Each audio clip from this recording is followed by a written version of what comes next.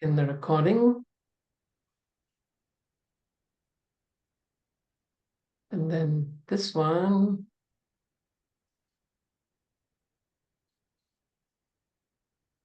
All right.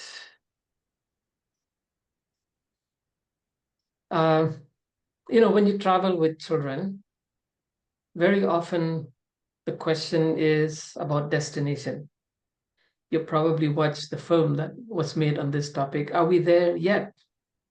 And Christians, whether you're Seventh-day Adventists or some other group, have always been intrigued by that question. Are we there yet? Is Jesus coming soon? Or has he arrived? Have we even missed, some of those dispensationalist movies that believe in the rapture have films on the subject, Left Behind. There's a new one I just watched recently on Netflix. Um, it's about what happens to the people who are left behind. They have a different scenario about the coming of Jesus. Most evangelicals, however, are what we would call pre-millennialists. They believe that Jesus comes back before the 1,000 years commences. Okay. Most Catholics tend to be post-millennialists. What that means is that Jesus is not coming back a second time the way that we imagine that his kingdom is being established even as we speak. We are premillennialists, we are not dispensationalists, and we are not, those are the three main groups, we are not post-millennialists. So we believe Jesus is coming back for real before the 1,000 years begin. Okay, so for us, it's important to understand. But like the disciples at the time of Jesus, the big question is, how can we know? How can we be certain? All right, so that's what we're going to try and deal with today, to look at some of these options that are provided in the Bible. But let's begin with some questions. One is, how can we really know? How can we know for certain that Jesus is about to return? We've been saying that for over 150 years. Christians have been saying that for 2,000 years. And yet here we are still here. When I joined theological training at the age of 17 in 1975, I had a Bible teacher, a very convincing Bible teacher, who believed that Jesus would return within 10 years. That professor has passed away, I am retired, and we're still here. A more pointed question is, are there specific signs to look for, rather than just generalities? What about favorite topics like close of probation, Sunday law? Do those even apply? Are they really signs of the coming? Which then brings us to the main question is, does the Bible present a clear view of end times? Why is it that every generation of Christians have thought their generation is it? The first generation of Christians thought Jesus would return before they passed away, including Paul himself. And ever since, every single generation of Christian has gone through that same struggle. Jesus is coming back in our lifetime. I'm still hopeful he will come back in my lifetime. But who knows? Maybe we'll still be here another 100 years. What if? Are we in perpetual holding, perpetual hanging time? Will he keep us on hold for another century, another 2 centuries, or another millennium? No one can really know that. However, we need to look at our approach. Okay, good morning, Mrs. Sirgar. So nice to see you after such a long time. She was one of my church members in Singapore. She's still there.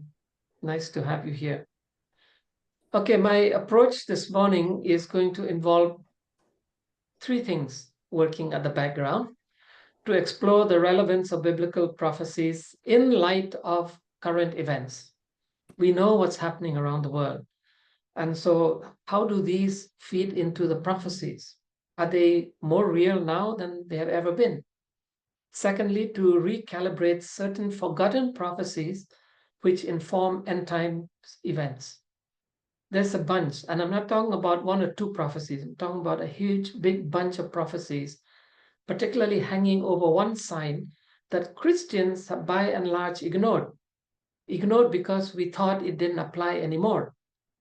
But that's a non-starter, because why would God make so many prophecies, inform so many prophets, and then not do anything about it?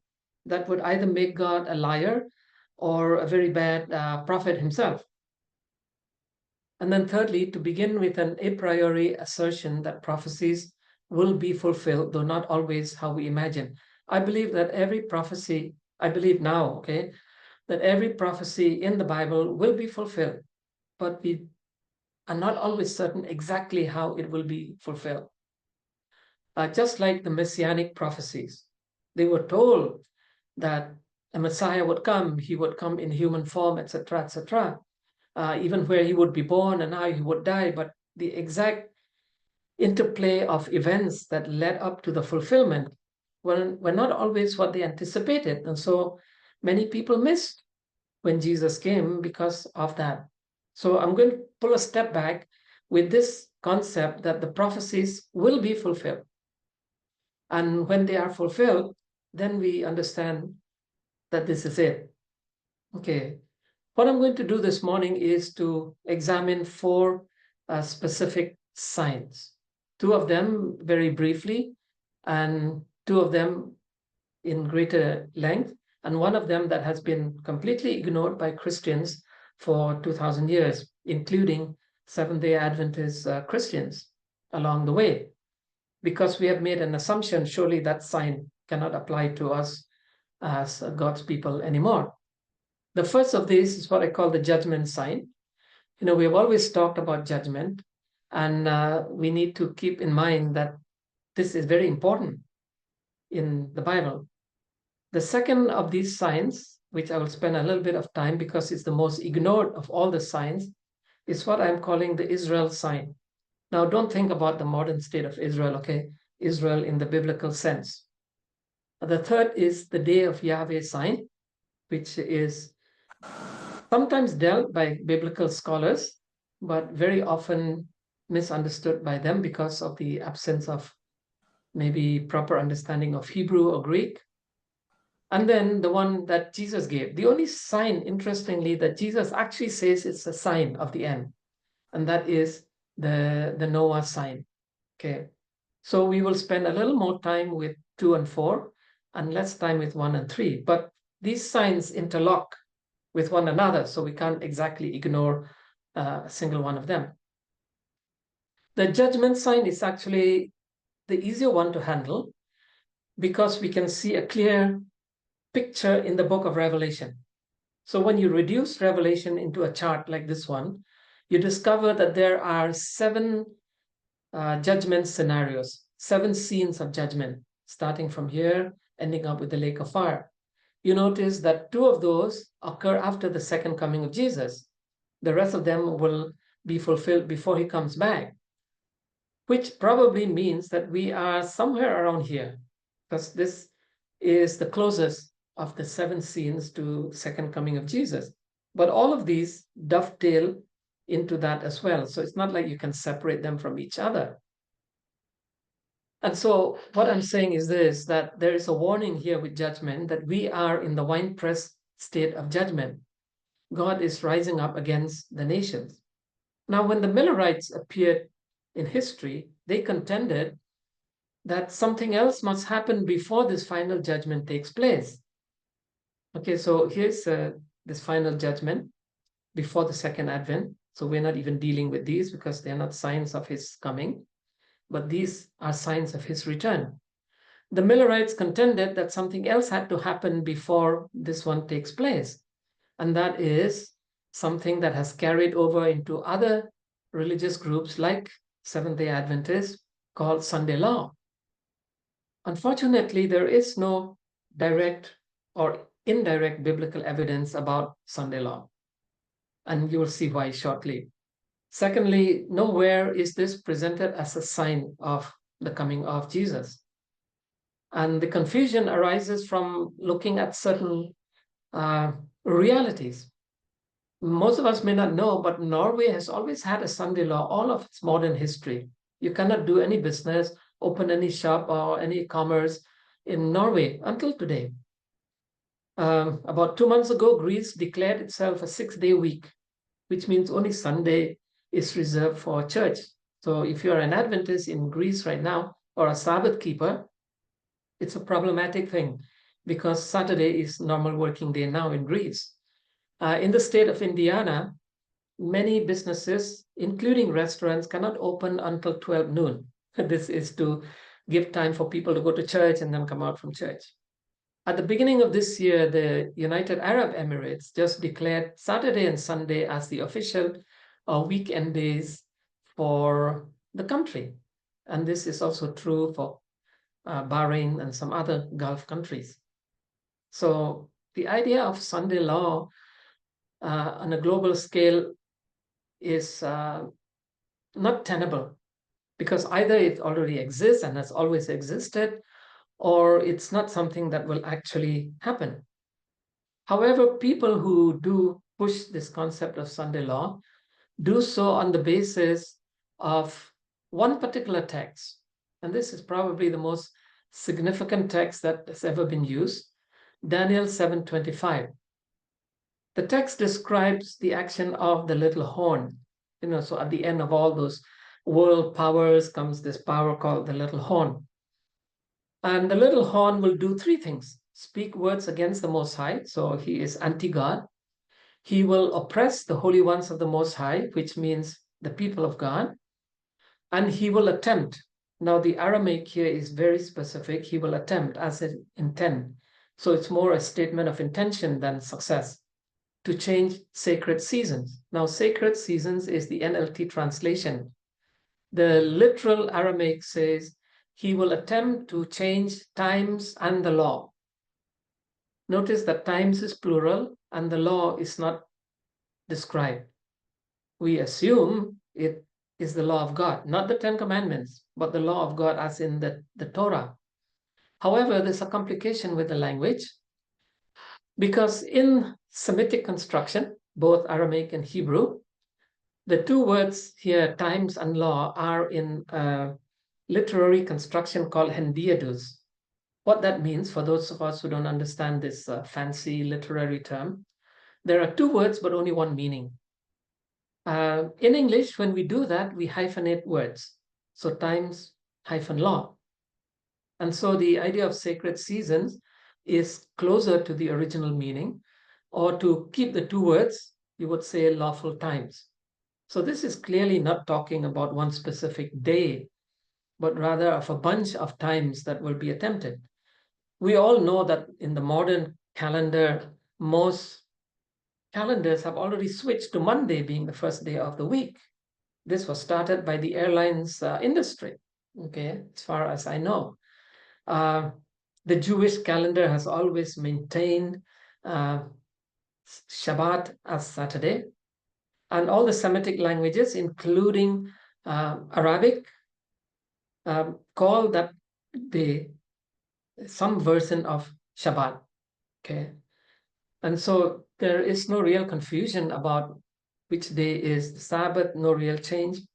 Some people contend that, the papacy changed the Christian worship day from Sabbath to Sunday. This is historically untrue.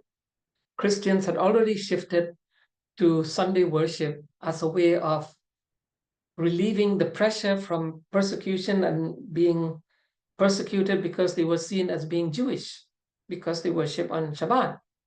And this happened like centuries before papacy itself was born. That means before Gregory I the Great, considered to be the first pope, who came in 690 AD. So the idea that one church made the change for the rest of history is not historical. This happened gradually because of pressures from society, from the Roman Empire, and so on. And so we have to look at something else. This little horn in Daniel 7 is an exact parallel of the sea beast in Revelation 13. What's important here is this. In the book of Revelation, you have two power groups. There's the evil triad in competition against the heavenly three. So the evil triad is comprising the dragon, sea beast, and land beast, the heavenly three, Ancient of Days, Lamb, and Spirit.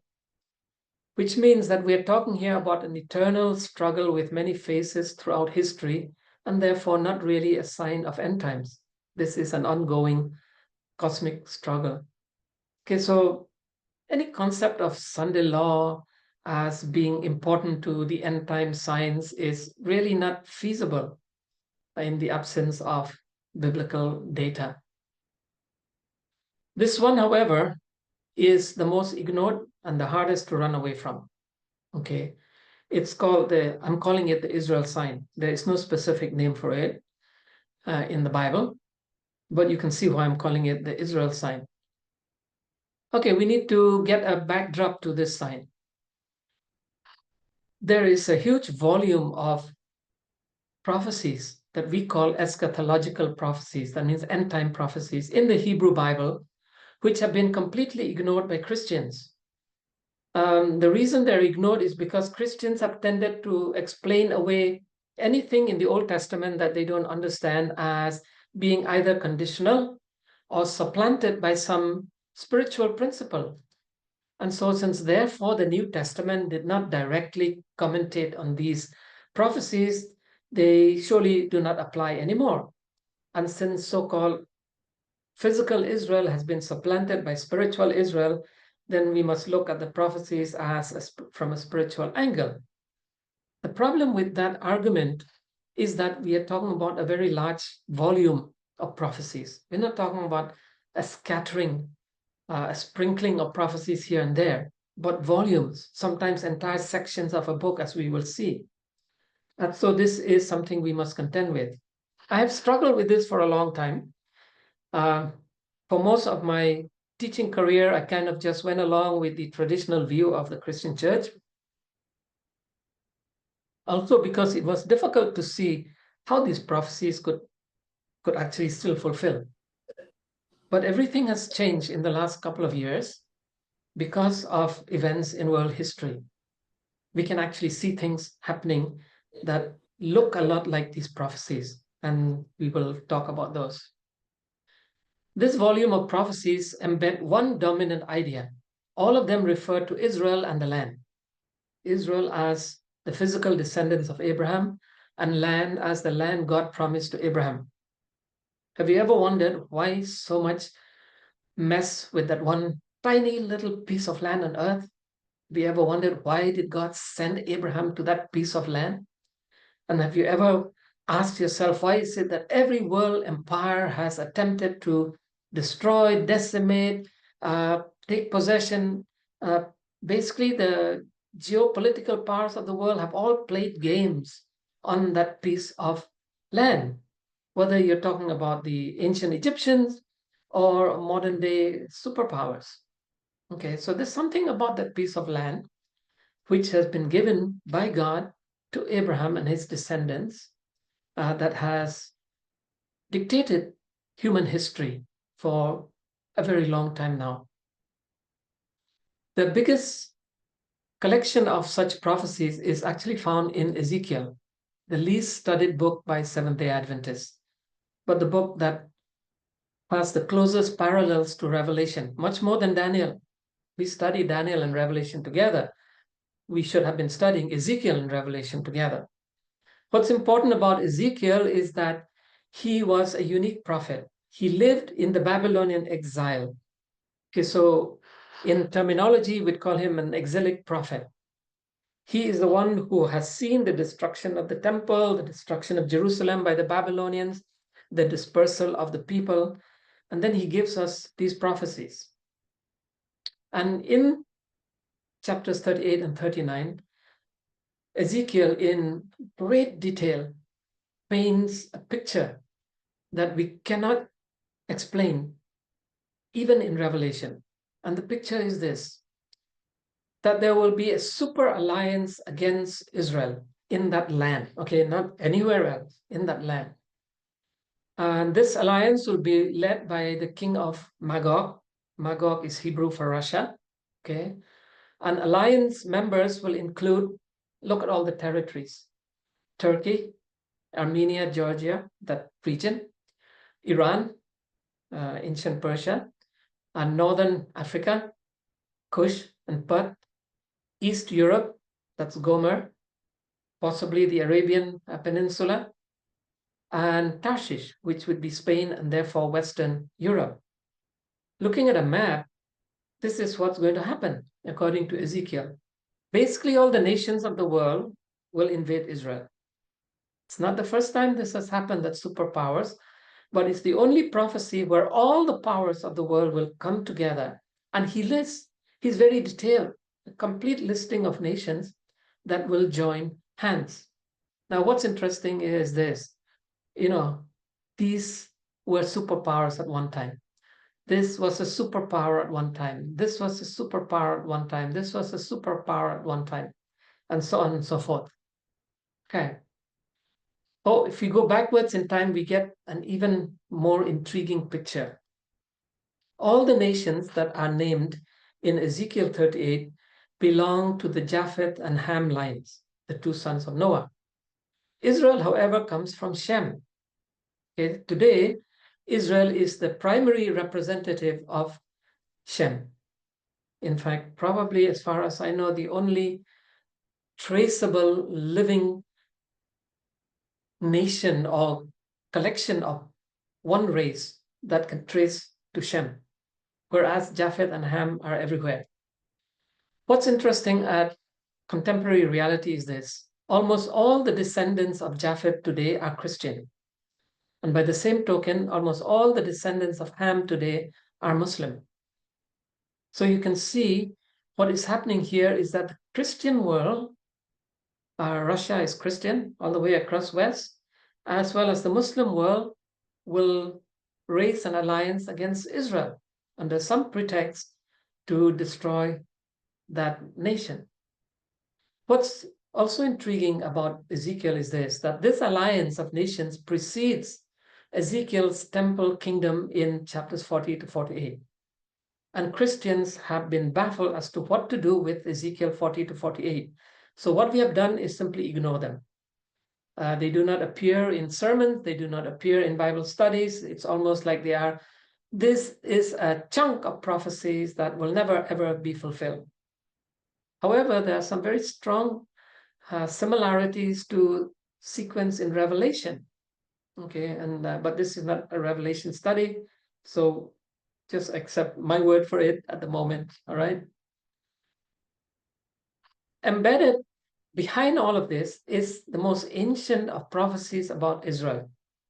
This comes from the time of Moses and from the mouth of the money-hungry prophet called Balaam. He actually makes a prophecy that Israel is a nation that will always have to stand alone. And when you look at Balaam's prophecy and Ezekiel's prophecy, this is the only time in history that I actually see this happening. So two very ancient prophecies being fulfilled in our days. It's a little scary. Now, Ezekiel 38 and 39 have a similar parallel image in Revelation 19 and 20. The super alliance, who the leader is, the centrality of Israel and Jerusalem, the destruction by fire, and then a restoration and a new heaven and new earth. So clearly, whatever is happening in Ezekiel serves as a lens to understand what will happen in the very final end of human history. Revelation 19 and 20 is after the millennium, so to speak, okay, how God's people will be finally relieved from sin, how the earth will be redeemed from sin. So here are some ideas arising from this lengthy study that I have been doing on Ezekiel. Number one is this, that Ezekiel seems to be predicting a worldwide war against Israel to take place before Jesus returns. and that this war will serve as a microcosm of humanity's ultimate rejection of God, his sovereignty, his kingdom, and so on. And what you find in Ezekiel are the battle lines, not just Ezekiel, but in the other prophets that speak on this subject. That Japheth and Ham, who are not the redemptive line, will battle against Shem, who is the redemptive line. And that the descendants of Ishmael, who are not the redemptive line, will battle against the descendants of Isaac, who is the redemptive line. There's a prophecy about Ishmael in Genesis 16 that says that he will live in conflict with his brothers. At the time the prophecy was made, he had one brother, and that was Isaac. And so this is very intriguing, that there would never be peace between Ishmael's descendants and Isaac's descendants. The big question is, why? Why do these prophecies exist? They have determined the fate of that piece of land for not only the last 75 years since the modern state of Israel was formed, but all the way back to Old Testament times. There was never a time in the history of Israel, past and present, that that land has been at peace. It has never happened, and it will never happen until Jesus returns. Okay, so what's at stake? What's at stake here is a claim for land inheritance. Have you ever seen a rich family fight for inheritance when a wealthy patriarch passes away?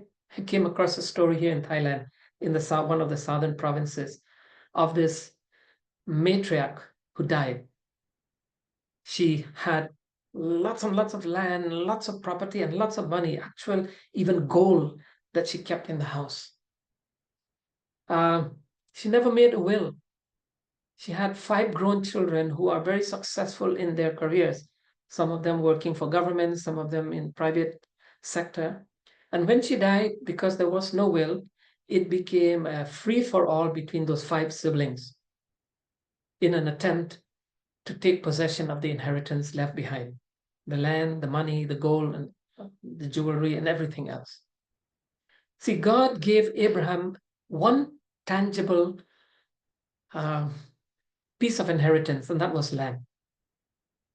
Incidentally, the land promised to Abraham actually covers the entire Middle East as we know it today, not just that little strip that the world today calls Palestine. No. And what is more significant about this is that the New Testament does not revoke the covenant of Abraham. It revokes the covenant of Sinai made with Israel, which had mostly to do with cultic affairs. Abraham's covenant is simpler. Nations will be blessed because of you. Those who bless you will be blessed. Those who curse you will be cursed. You must be a blessing to everyone else, and here is the land. If you want to understand this, you will have to read up a lot more about it, and I'll give you a suggestion of what that means. Question though is, why this land? Okay, I have written a paper on this concept. And for those of you who may be interested to read further on this concept, please get in touch with me personally, and I will email you a copy of that paper to read. It's fairly complex, examining all the biblical data that we have as to why God gave this particular land. My basic conclusion is this: that little piece of land, or that land over which every nation has fought and are still fighting, is the geolocation of the Garden in Eden, humanity's original home. So those who are not in the redemptive line will fight to get it. Japheth and Ham, their lines want to take it from Shem. Ishmael's descendants, they want to take it from Isaac's descendants. Because the fight is not a fight about religion. It's not a fight between democracy and dictatorships. It's a fight for inheritance. And why? Because this is the original home of man. So everybody wants a piece of it.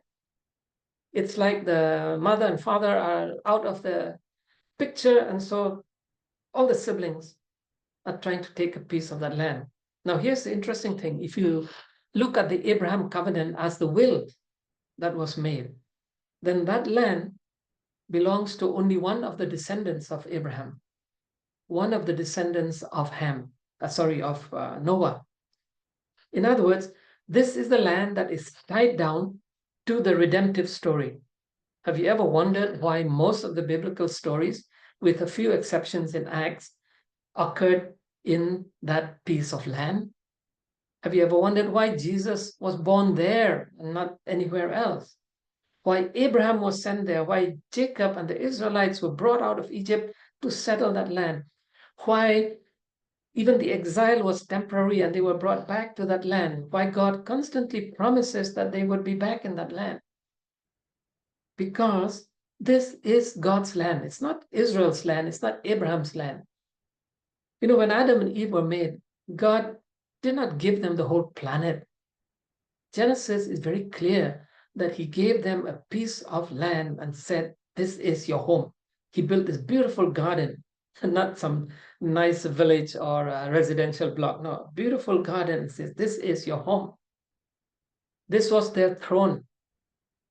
And so, in a way, the struggle for that land is the struggle between the promise and the curse. The curse meaning sin, the promise came through Abraham. There was a reason for the Abraham story, and it's all tied down to land. Most Christians have never taken the time because our understanding of salvation became so spiritualized. We never came to the understanding of how important land was to the Abraham covenant, the original salvation covenant. But think about it. Even Jesus promised some kind of land to his people. Well, at least a homeland, right? New heavens and new earth. Where I am, you will be with me. I'm preparing a place for you. So God's redemptive line has worked on two tracks. You know, one that is purely spiritual, that's what the church represents, and one that is much more physical and tangible so the world can see, and that's what Abraham represents. So here's the pattern that emerges in Ezekiel as well as in many other prophets. God chose Israel, Israel sins. So God disperses Israel, but always ensures a remnant in the land. And then God promises or prophesies a gathering, one of the most important theological concepts in the Old Testament, the gathering. But then he also says that local populations will always reject the gathering. And this is true right to our doorstep, right in 2024. And because of this rejection, war inevitably will follow. The Samaritans against the returning exiles. And, you know, today you can see what's happening in the land. But in the end, God will always rescue Israel. Some people may interject and say, when God dispersed Israel under the Babylonians, then he removed everybody from the land. A fact of history. Babylon only took about 20,000 Jews from Judah and Jerusalem. The majority of them stayed on in the land or left for Egypt. This is a very important piece of evidence. Same thing with the Roman dispersal. You know, they did not drive, they just took away some people that they thought would either create trouble or that were useful to them. So they relocated a section of the Jewish population to Germany, for instance. That's where most of the European Jews would eventually descend from. They scattered some of them to Italy, some to Russia, but many of them remain. When the modern state of Israel was born, there were about 50,000 Jews living in the land. Most of them lived overseas in northern Africa, all the way from Morocco, all over the Middle East, all the way up to India, and all the way across Western Europe. And so the prophecy is, and this is repeated by every prophet from Isaiah all the way down to the rest of the prophets that God will gather them back. It's one of the great prophecies, how they will come from east and west, from north and south. They will be gathered back to the land. Now, Christians took this to mean that it is the Christians who will be brought to heaven, so spiritualize everything, and so ignore the literal physical prophecy. But I think when we look at these prophecies on a two-track mind, because of the initial failure of Israel, and you can read this in Romans 9 to 11, Paul's very confusing discussion about the destiny of Israel, physical Israel, how it's intertwined with spiritual Israel. He even says that only when the number of the Gentiles is complete, then the number of Israel will be complete. Very confusing ideas, but they make perfect sense when you split the two streams and realize what the prophecies are doing. So this is the first time in my lifetime, and as a student, an avid student of biblical, Christian history, Jewish history, secular history, this is the first time in history that we are seeing these things happening in a very big way. Another prophet who speaks about it is Joel. Now, some churches have taken one or two verses out of Joel's prophecy about Israel and applied to Christianity. But Joel begins with a description of a super army that appears against Israel, against Jerusalem to be specific, just like Ezekiel did. But then he talks about the heavy outpouring of the Spirit. So charismatics have applied this to the charismatic movement. Seventh-day Adventists apply this to some futuristic event that will happen. He talks about incredible natural phenomena, and we are seeing some of them actually happening before our eyes, though we are looking at them through the lens of science and therefore not seeing the prophecy. But there's also the promise of survivors. The Hebrew word is often translated remnant, but the Hebrew word for remnant really simply means survivors, whoever survived. Okay. So for dispensationalists, those who are taken up in the rapture, they are the survivors, and etc., etc. And then he tells us this, that there are three sins by which God will judge the world: harming my people. Remember, this is hundreds of years before Christianity was born. Scattering my people and dividing my land. Notice God calls it his land. He doesn't say Israel's land or Abraham's land. It suddenly struck me over the last couple of years why the two-state solution has never worked. Because it is against God's purpose. It's against God's design for that land. It's his land. Humans cannot decide who will occupy what. Okay. And so think about the failures of peacemaking attempts in our world today. They're all fulfilling the prophecies. Jesus speaks about the desolating sacrilege on the holy place. In Bible times, up to the time of Jesus, holy place was almost always a reference to Jerusalem. And so something bad is going to happen in connection with Jerusalem. And we can see the seeds of that. They have been growing for several decades, some would say for several centuries. There have been smaller displays in history. For example, Antiochus Epiphanes IV during the Seleucid Empire, the Roman legion during the Roman period, attempting to commit sacrilege in the Holy Mount. There was so much ruckus today when recently one of the ministers of Israel took a group of people to the Temple Mount to pray. Of course, today the Temple Mount is occupied by Muslim shrines, the Dome of the Rock, Al-Aqsa Mosque. But have you ever wondered why Jerusalem is so important to Islam? Islam was born in Arabia, thousands of kilometers away. Why the interest in Jerusalem? Why Jerusalem is the interest and focal point of Christianity and Islam and Judaism, all three religions, all three claiming the inheritance. and Jerusalem is the focal point, the flashpoint, if you like. I would like to suggest, and this is highly conjectural on my part, I am no prophet, but I have been studying very intensively these prophecies, that the Israel sign is actually happening right before our eyes. Remember what I said at the beginning, not always as we imagine. And I think that this sign is being fulfilled through the work of the United Nations. Why am I saying that? Well, in the last resolution against Israel, 146 nations out of 154 voted against Israel. We also may not realize that there are 56 Muslim nations in the United Nations, and all of them always vote against Israel. In the last few years, the UN has made more resolutions against Israel than Russia, China, Syria, North Korea, Sudan, Venezuela combined together.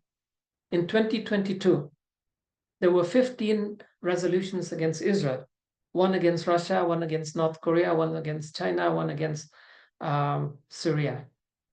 It's amazing. The chief prosecutor of the International Court and the president of the International Court of Justice, both of them are Muslims. ICJ president is a Lebanese. The ICC main prosecutor is British, but he's Muslim. So Islam and Christianity are going to contest the holy place of God. When David established Jerusalem, it changed history because God's holiness became focused on that one place, on that one spot on the earth, so to speak. I'm wondering if Jerusalem is the spot where maybe the two trees originally stood, if we understand this theory I have about the land. But you can think about it. And what we see happening at the UN today is that Russia and China have both put their weight behind Iran and Turkey. Now, here's the interesting thing. All four nations are seeking to re-establish empires that were lost in history. Two of these nations have already threatened to invade Israel. Iran, which tried, at least with missiles in April, and keep making noise about how they're going to invade Israel and cause so much harm. But surprisingly, Turkey, which was the Muslim nation that had reasonable relationship with Israel since the beginning of modern history, has also made the same threat. Recently, the president of Turkey threatened that he will send troops to Israel to help the Palestinians. And that, see, Erdogan wants to re-establish the Ottoman Empire. Putin wants to re-establish the Tsar Empire. Khomeini wants to re-establish the Persian Empire. And Xi Jinping wants to re-establish the Ming Dynasty or whatever. But what surprised a lot of people was that certain nations, South Africa, Spain, Norway, and Ireland, all Christian nations, joined these nations in the resolution. In fact, the ICJ case was brought against Israel by South Africa.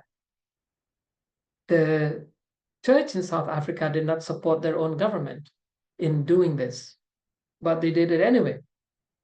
So how is it that dictatorships, communist country, Muslim countries, and Christian countries are all joining hands, something that was unthinkable just 20 years ago or even 10 years ago? Unthinkable. To complicate matters, Israel's traditional allies, US, UK, France, and Australia, are all sending mixed signals. Australia is probably the worst of these. But even France, I was quite amused. When the Zionist movement was born, the nation that supported the formation initially was not the US, it was France. And of course, they did it to try and, show up the British because Palestine was under British protectorate. But at the opening ceremony of the Paris Olympics recently, this month, the Israeli athletes were booed. This country, which is the center of culture and art and learning, they boo the athletes from Israel. This country that supplied all the Air Force jets to the Israeli Air Force in the early years, they booed the Israeli athletes. So the world has changed. There were protests against Israel one day after the October 7 event. And this is simply unthinkable. When the Second World War was ended, people thought that would be the end of anti-Semitism in the world.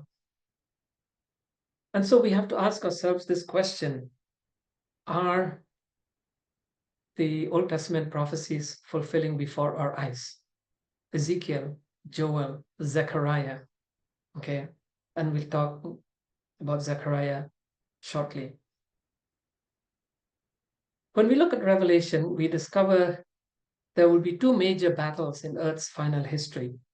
There's the battle called Armageddon, which takes place prior to the second advent, that means before the 1,000 years begin. And there's the battle of Gog and Magog, which occurs after Jesus' third advent and after the 1,000 years are over. And the warning sign for us is Armageddon about to happen? Even the secular world, which does not accept any of the Bible prophecies, they actually maintain that we are closest to a third world war, and the focal point is Israel, than we have ever been in history. This condition that we see today did not exist even a year ago. And so this is quite something. Either the prophecies are all failed prophecies, as Christians have contended for such a long time, or we have never understood them because we have not seen their possibility until now. And with those prophecies about Israel comes this prophecy from Zechariah. Now, the term Day of Yahweh was used by all the prophets, but much more by Zechariah than any other. In fact, he uses this phrase more than any others as far as I'm aware. And I think I have a pretty good grasp of the Old Testament prophets. He talks about how God will defend the inhabitants of Jerusalem. So he's giving a picture of the same huge war against the people of Israel, against Jerusalem. He talks about how all the nations who attack Israel will be destroyed by God. In Ezekiel, we are even given a name of the actual battlefield where the destruction of these nations will take place. And then he says that the Messiah will appear when these nations have been destroyed. This clearly is not talking about Jesus in the first advent. This has to do with the second advent. The Messiah will reappear. More importantly, that God and the holy ones will descend from heaven on Mount Olives. Here's the intriguing thing about this prophecy. Christians have often accepted this one here as applying to when Jesus comes back with the New Jerusalem, that they will land on the Mount of Olives. And the only evidence is Zechariah. You do not find this prophecy anywhere else. Holy ones here could refer to the angels, it could refer to God's people themselves. Now, if you compare this with the last few events in the life of Jesus, you discover that the Mount of Olives played a significant role in the last few days of Jesus' life. His final entry into Jerusalem, called the triumphal entry, started from Mount of Olives. That was his last sermon, took place on the Mount of Olives. Okay? And when he ascended back to heaven, it was from the Mount of Olives. And Zechariah seems to imply that his return will also be in the Mount of Olives. Now, the Mount of Olives is just a short distance east of the current city of Jerusalem. At the time of Jesus, it was a little outside the walls. In today's world, it is a part of Metro Jerusalem, so to speak. More importantly, this is what happens. Zechariah says that Jerusalem will be completely transformed, and the language he uses is repeated in Revelation 21 and 22 with the new earth. First of all, that there will be a continuous day in Jerusalem, that living waters will flow from the city. One of the most amazing pieces of engineering is how Hezekiah brought water into Jerusalem from all the way from Hebron and other springs to ensure they could survive long sieges by enemies. And then that Yahweh alone will be king, a concept that is repeated in the New Testament about Jesus again and again, and that the land will be transformed. And the way he describes the transformation of the land, the only other place is Revelation 21 about this new earth that God creates. Everything springs, how the deserts will turn into prairies, and complete transformation of the land. So clearly, the day of Yahweh incorporates events with the appearing of the Messiah, which would be the second advent, as well as the recreation of the earth. Okay, so again, it's pointing us to the same end times that the sign of Israel pointed to. So the sign of Israel points to this final conflict that happens, and then the Messiah appears, and then the earth is transformed after that. And this brings us to some reflection. I believe that the day of Yahweh's sign, some aspects are fulfilling right now. These ideas of war and conflict and confusion in the world. But some ideas will clearly be in the future, the complete transformation of the earth. The focal point of Israel and Jerusalem in particular, those are happening right now. Unless you don't follow the news at all, you would notice this, you would see this. But this total transformation of the planet itself, that clearly is for a future day. So the day of Yahweh is pointing to two events, not just the second advent. Which brings us to the sign that Jesus gave. Jesus simply said, as it was in the days of Noah, that's how it will be just before the Son of Man returns. I'm calling this the Noah sign because Jesus called it that. It's the sign of his coming. Matthew 24 begins with a question that the disciples had when Jesus talked about the end of times.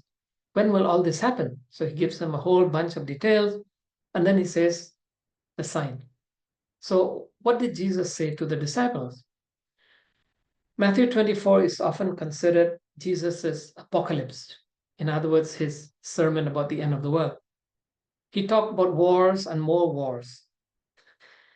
If there's anything, the 21st century has brought more wars and conflict, more human displacement than any other.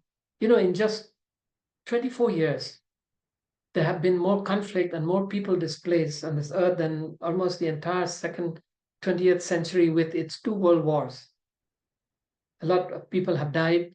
Of course, everyone is paying attention to only one of those conflicts, but war is raging in Syria, war is raging in the Sudan, war is raging in Myanmar, war is raging obviously in Israel. You've got human displacements. Think about the migration issues in the southern borders of the United States. Okay, the huge migration from Venezuela and some of those other countries. People are just trying to get somewhere else, and everywhere they're making conditions worse. So more and more European countries are starting to shut down their borders. Some, like Poland, have actually built fences so that you cannot cross over from Russia anymore into Poland. And these are bringing conflicts. There's Ukraine, which has been going on for 2 years. Okay, and now that Ukraine has invaded Russia, the perspective of that war have changed altogether. Then Jesus talked about natural disasters and diseases. I met a couple of people recently who had just come out of Kuwait, shortly after the huge Kuwait flood. How can a Gulf country that lives on the sand be flooded In fact, the flood was worse than anything I have seen around Southeast Asia. And of course, Gulf cities have no way of dealing with, they sit at sea level. And so when you have that kind of flooding, there's nowhere for the water to go. It takes time. Okay. Diseases. We have all just lived through COVID-19. And right now the fear is mpox and a resurgence of a variant, a virulent variant of COVID-19 in the US and so on. These are not going to go away. COVID-19 is just prelude, I believe. Worldwide persecution and deception. Think of all those multimedia preachers, who are saying all kinds of things, promising all kinds of things, from wealth to healing, but also persecution. Thousands of Nigerian Christians are being killed by Islamic jihadists. The world pays no attention to it because they only care about Israel, and the prophecy says everything will be focused on Israel. We are saying nothing about the displacement in Myanmar and the large numbers of people that have been killed, conscripted, or driven out by wars in that country. And it's a little uncomfortable for me because I'm not that far from the Myanmar border. Jesus also spoke about global mission. And this is one sign that we can all be a little happy about. It's happening in all the world. But this one may be not. He says that the world will be in total chaos. And then in speaking about all these, Jesus gives the sign of Noah, as it was in the days of Noah and so on and so forth. They were eating and drinking, the love will grow cold, etc. will happen. So what is the sign of Noah? Why was Noah's world destroyed? In telling us that the world will be like the world of Noah means that we are about to be destroyed. Because when God looked at the world of Noah, he saw so much evil that he had no choice, so to speak, but to destroy it. Cannot let that much evil exist. The world will reach a similar state. The fact that we are not destroyed yet is a little comforting because it means we haven't quite reached the same level as Noah's world, but I believe we are very close. There were two things about Noah's world that make up this sign. Complete moral depravity. Jesus uses a phrase that the love will grow cold. Very often Christians take this to mean that Christians will lose their faith. No, Jesus wasn't talking about Christians. He's talking about the world, that the love of humanity will grow cold. One of the signs of progress is the ability to ignore the suffering of other people. So China builds its super dams, cutting off water flows into the Mekong, the Brahmaputra, and so on, ignoring the needs of the nations in the southern parts of those giant rivers who live off the rivers. If you live here in Thailand, you become aware of how badly the fishing industry has been affected in Vietnam, Thailand, and Cambodia because of the waters being cut off by the dams in China. They're doing the same thing they're trying to do to the Brahmaputra, and that will affect India, Bangladesh, and who knows whatever else. Okay, so the world doesn't care, and nobody cares to hold the Chinese government accountable for all these things. Okay. The flooding of the markets with cheap goods is becoming a headache for many nations, rich and poor alike. Okay, moral depravity. As long as I benefit, who cares about you? The other one is this wanton destruction of the planet. It has struck me for so many years that Christians have always looked at only the first piece of the Noah's world, not the second piece. But it is the second piece that tells us that we are at a breaking point. Climate scientists tell us the planet is at a breaking point. Prophecy tells us planet is at a breaking point, not just because of human behavior, but because of what we have done to the planet. And then Jesus tells us that, of course, we will never know the exact time of his coming. And so we must stay on alert, so to speak. So let's talk about how the Noah sign may actually be happening right now and maybe intensifying, not just happening, but intensifying in 2024. Moral depravity. There are more wars and genocides today than in the 20th century. The First World War was fought under the slogan, the war to end all wars. Well, 30 years later, they were fighting the Second World War. So they formed the United Nations, so we'll have peace in the world. The opposite has happened. When the Iron Curtain fell, people thought now the world will be at peace. It actually got worse. And you can see the potential conflicts that are boiling over right now. China and the Philippines, China and Taiwan, China and India, India and Pakistan. These are at boiling points. At any moment, they could break out into major wars. And of course, if that happens, then, all the other powers of the world will have to do something about it. The Second World War broke out because of the nations of the world adopting the policy, oh no, we can always make peace, just, keep talking peace and everything will happen. After a major conference in Europe to pacify Hitler, then the following week he invaded Poland. And it has always worked that way in history. Those who seek power and land will always seek power and land and talk something else. So we will have more wars. South Sudan, Sudan, Ethiopia, Eritrea, Tigray, Armenia, Azerbaijan, just name the country, Venezuela. Probably the only place where there's no war going on is North America, because we have war in Europe, many wars in Africa, wars all over Asia. Okay, so the world is less safe than it was in 1946. Anti-Semitism is 10 times higher today than in 1930s Germany, and it is everywhere. In the 1930s, it was largely in Europe, but today it is everywhere, especially in the Christian homelands, America, Australia, the UK, all the countries that send all those missionaries to evangelize the world. Today, they're all calling for blood against Jews. Think about how gender identity has been completely turned upside down by the Pride movement. This has become such a confusing thing that some countries like Canada have made laws that you cannot use the he and she pronoun. I do not know how they're handling this, because in Canada, let's say I talk about my friend Gerard here, who's my co-host. If I say Gerard is a teacher at AIU, he teaches New Testament studies, I cannot say he. You know what I'd have to say in Canada today? Gerard is a teacher at AIU. They teach New Testament. You have to put a non-gender pronoun instead.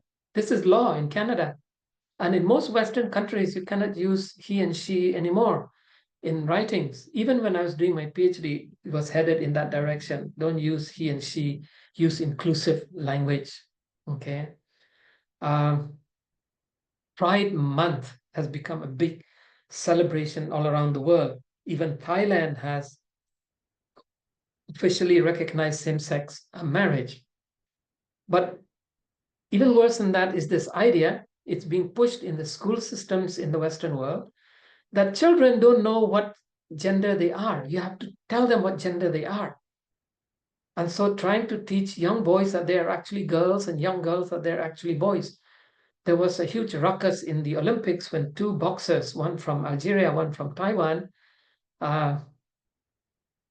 actually showed XY chromosomes, and yet competing in the women's section. Of course, both won gold. Nobody could fight against them. Yeah. Everything has gotten confusing.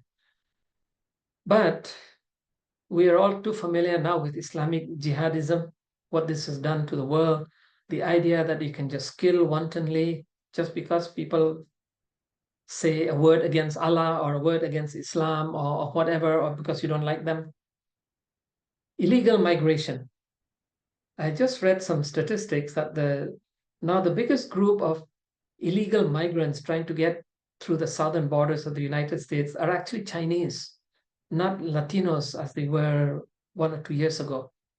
That the Chinese are overtaking the Latinos in trying to get through illegally. All the countries of the world, the Western countries, are struggling. And why is this a problem? This migration, mostly coming from Muslim countries into Europe, has changed the way that Europe runs. In the UK, the Muslims are calling for their own Sharia codes. They're objecting to the locals for drinking alcohol. There's a new term in Europe now, the Islamization of the UK. Okay, it's a very intriguing concept that is happening. And then, of course, what is known as the woke morality. For those of you who are not familiar with this is the morality of the Generation Z, or Gen Zs, as the Americans call it. This morality basically says this: if I like it, if it feels good to me, then it's right. Okay, it's not based on some absolute principle or higher principle of right and wrong.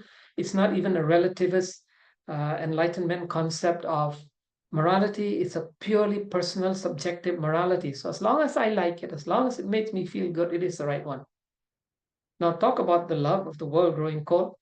So kids in this generation, if they don't feel like it, they will not support their country.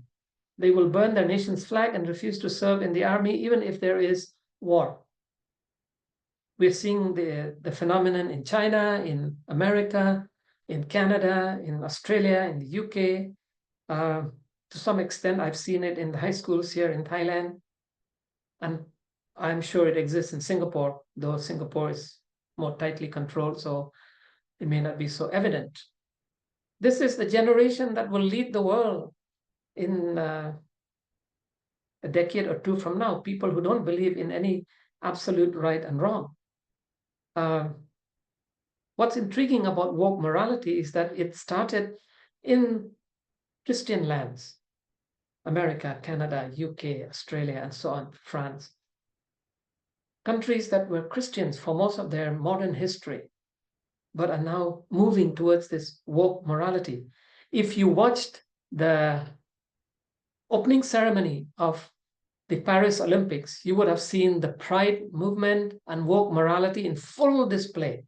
It was sickening for a Christian to watch that, because it even went against the IOC's own mission statement that no ideological or political displays should be made at the Olympics. But they were fine with the display of the Pride movement and the parody of Da Vinci's Lord's Supper painting. Even some French Catholics got really upset over that. But this is the world we live in. It's just as bad as Noah's world, morally speaking. What about planet destruction? Oh, well, my obsession in life right now is climate change. And so I've been reading up and researching and absorbing. I can now teach climate science, maybe not the same way as a climate scientist, but as a layperson looking from the outside in towards climate change. This is a big hot potato in science today: climate change, the melting of the polar ice caps, global warming.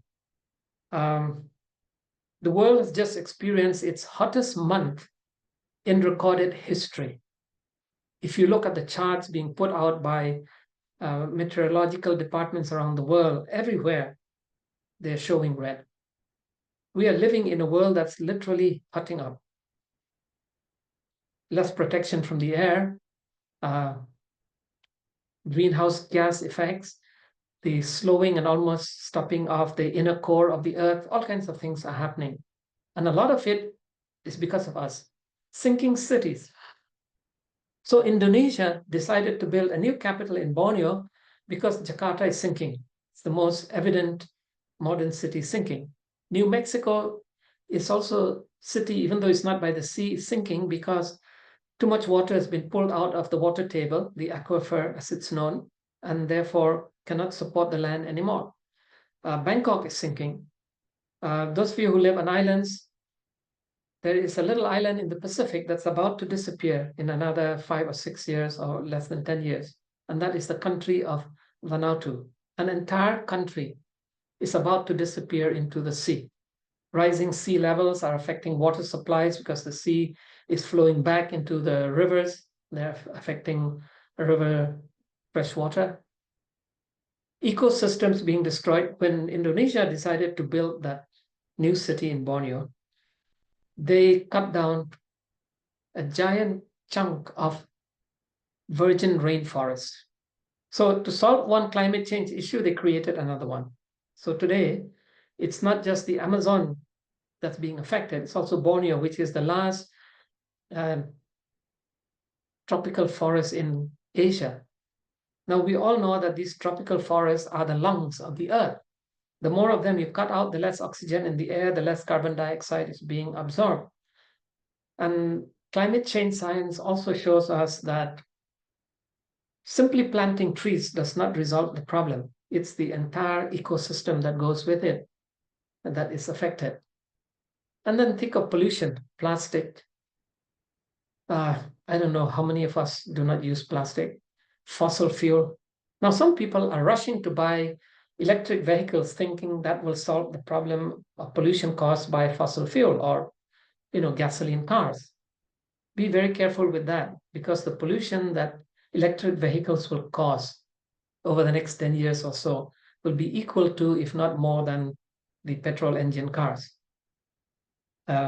Batteries that contain rare earth and heavy metals that will be disposed in the earth and contaminate the land. Cars that will not be, you cannot sell an EV after 10 years. Nobody will buy an earth, okay? Already there are graveyards of EVs in America and Europe. And then here's the big one. Nearly 50% of the greenhouse gases are produced from animal farms. The more beef, the more pork, the more chicken you eat, the more greenhouse gas is being produced in that entire production. So one piece of beef steak produces 8 kilograms of greenhouse gas. So next time you're at a restaurant and you order a beef steak, think about that. Food waste. All of this goes into landfills where it turns into methane, one of the most destructive of the greenhouse gases.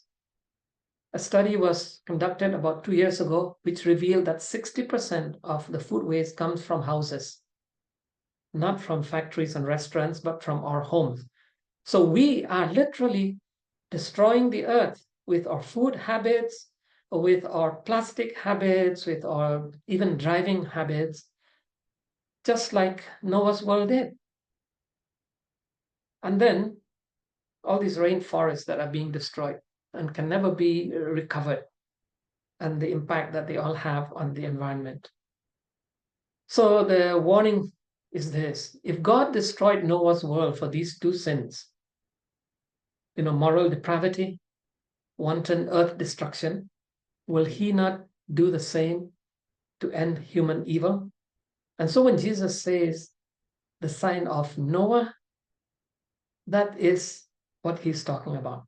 So the two dominant signs that we are approaching the end is seeing these Old Testament prophecies about Israel being fulfilled right before our eyes. Maybe not in the way we first imagined, but they are happening.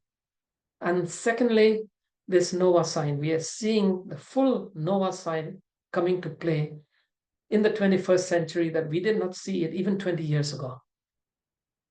And so the world is at a breaking point. Climate scientists say the same thing. Historians are saying the same thing. War specialists are saying the same thing. Bible prophecy are saying the same thing. Jesus is saying the same thing. Now, I don't know if Jesus will really come this year or next year or whatever year. But I don't think we've ever been closer to that end point than we are at this very moment. And there is something for us to chew upon. But before we open up to some question and answer, let me first stop this sharing so I can stop the recording so we can talk